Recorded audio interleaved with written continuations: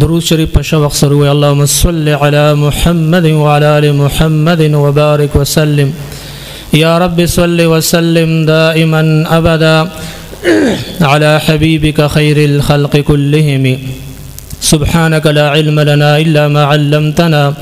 انك انت العليم الحكيم ربي زدني علما وارزقني فهما. دا مولانا مفتی وقاری محمد بلال صاحب ډیره شکریا ادا کو چې فدی بهترین محفل کې امنګلم دی او سو خبرو مقرره کړه. رب ذوالجلال دې د مفتی صاحب مبارک په علم او په عمر کې خیر او برکت واچي. محترم مسلمانانو علماء بیان نو کړل نورم را روان دي ان شاء الله زمنګ استاد مشران د علاقه معروف عالمان ناتخوانان بناتخوانیم کوي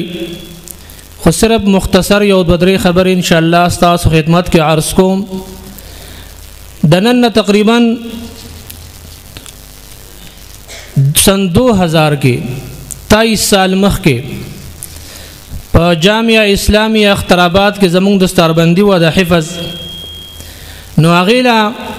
د شرګړ باباجي صاحب رحمت الله علیه تشریف اوري کړي وا او غي په کې ډیره بهترین او خپل خبره وکړه او هغه دا و چې د عوامو ته مخاطب شو اے خلکو تاسو چې مدرسو ته په هر نظر باندې ګورئ او تاسو ته مدرسې هر څنګه ښکاری خو مدارس هغه ځای نه دي چې په دې کې انسانان تیاریږي وای دا د انسانانو د جوړښت کارخانې دي. وای تاسو به د ار یو سیس کارخانه لیدلی خو د انسان د جوړښت کارخانه بم نه لیدلی. نو مدرسې هغه مرکزونه دي چې په دې کې الله پاک د انسان نه حقيقي انسان جوړي. او یقینا کومګو تاسو سوچو کو قرآن عظیم د ذکر سره د مدرسې د ماحول سره د صحبت سره طالب العلم په معاشره کې د پلار ادب او پیجنی طالب العلم ضرور ادب او پیجنی طالب العلم د مشر ادب او پیجنی طالب العلم د مور پلار د رشتہ دار ادب او پیجنی. دا تربیت د صرف او صرف په دې مرکز او په دې دارالعلوم کې ملاويږي او دا صرف د قرآن عظیم شان د تعلق او د صحبت د وجنه. تاسو ګورئ زمون خلق بل طرف روان دي او زمونږ سوچ دا ده چې یاره دنیاوی تعلیم لا منګه زور ورکو هغه له ترجیح ورکو هغه د پاره جدوجہد کو او طالب مولا را تراسی او کمزور غون تخکاری. زما عزتمندو نه په تعلیم کې کمال شتا نه په بل یو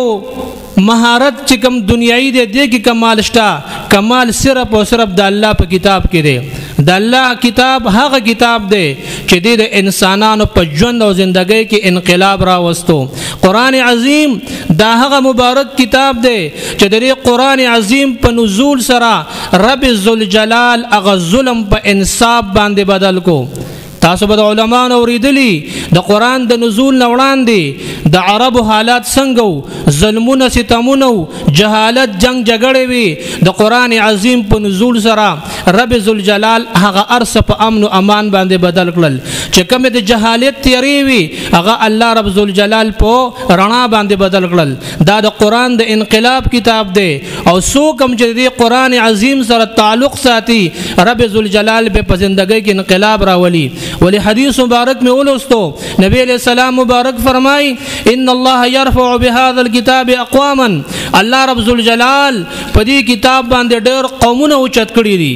حضرت عمر رضی الله عنه فرمائی او د قرآن عظیم او د اسلام نوړان دي چې من قرآن عظیم ایمانم نو راوړې قرآن عظیم شانم نو منلې د دین نوړان دي موږ د دنیا ذلیل خلقو د دنیا ذلیل خلقو. رب ذوالجلال موږ له عزت او احترام په اسلام او په قرآن باندې راکو او به فرمایي وای څوک چې خپل عزت بغیر د قرآن او بغیر د اسلام نه ګوري دا خلق به الله ذلیل کی. زما محترمو حضرت عمر رضی الله تعالی عنہ فرمایي کله چې د دوی دوره حکومت او حضرت عمر رضی الله عنه امیر المؤمنین دی نو یو ورځ د خپل قوم نه د خپل عیان مخ کې روان دی او په یو ځای کې ودرېدو ټول فوجان دي ټول رعایا ودرېدا چاوي امیر المؤمنین څه مسله ده تاسو ولې ودرېدای یو مقام کې ودرېدو امیر المؤمنین حضرت عمر رضی الله عنه وته فرمایي وې د دې وجه نه ودرېدم چې په دې ځای کې ما او خان سرول چې ما به او خان سرول نو ما او خان بکور ته اکثر اوږي بوتلل نو ما ته پلار وی چې عمر ته نه بس جوړيږي چې ته دا او خانم نشي مړولې وینن الله د قران او د اسلام د خاطره زه د ټولي دنیا د مسلمانانو بادشاه جوړ کړم د دومره لوی قوم بادشاه الله جوړ کړم دا صرف د قران عظیم شان په برکت سره منګو سوچدار او په دې باندې فخر کو چې زما بچي په پلاني یونیورسيټي کې دي پلاني کالج کې تعلیم کوي دا یاد ساتي په دې دنیا کې زمونږ په دې معاشره کې تیر شو ما په خپل سترګو ولیدل چې د قران سره تعلق نه وي په بچي باندې دغه تعلیم کړي هغه مور پلار چې کله بوډاګان شي دا غي پکور کې به زین نه وي هغه مور او پلار به ګلمني به علماء پسې ګرځي یاره وي بچي زمي خیال نه ساتي خرچې می په وکړي چې دادونه مې ول خرڅ کړل او د باندې می اعلی تعلیم کو نن انجینر ډاکټر شو تاسو یقین وکئ زبرت ان شاء الله خبر کوم چې کوم زما د وړاندې تیر شوی زمنګ سره خپل باندې یو الکو دینی سبق په مدرسې ته بمراتو خو تعلیم به هم کو یو غریب پلار یو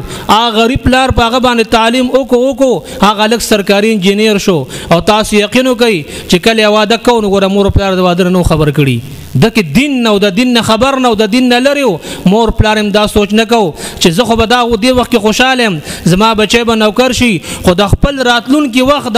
او چې کم د دې مستقبل له داغي سوچ نو کړي نو دا کم ماشومان چې دلته نن فارغيږي